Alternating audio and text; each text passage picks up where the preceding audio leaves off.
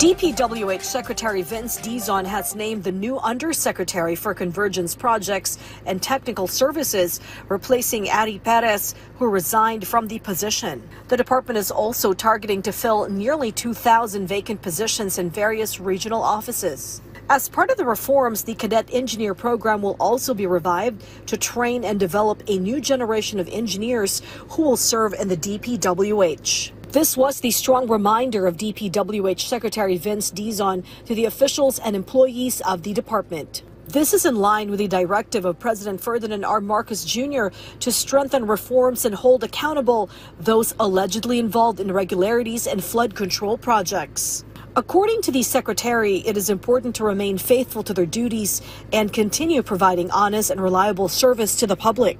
At the same time, Secretary Dizon formally appointed DPWH Bureau of Design Director Lara Esquivel as the new Undersecretary for Convergence Projects and Technical Services. Alam ko, marami siyang ginaktawan, pasintabi na lang po sa mga ginaktawan niya, pero not only do I believe based on the recommendations of people I trust in the department and even Secretary Babe Singson himself, no? Kung ikaw ay masipag, kung ikaw ay magaling, kung ikaw ay hardworking, at most importantly, kung ikaw ay honest, aangat ka sa departamentong ito.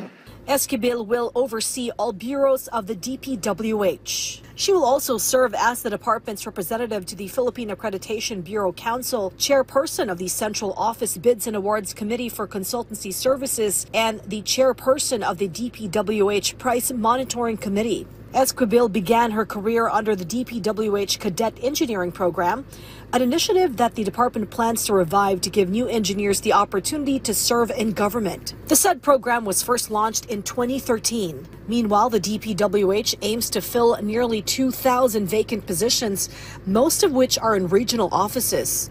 Priority will be given to qualified employees who are already working within the department.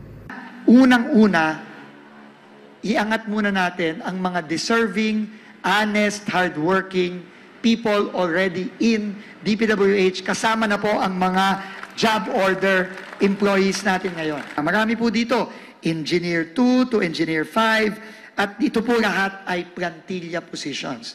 The DPWH will soon release guidelines to ensure a fair and orderly selection process for the said vacancies.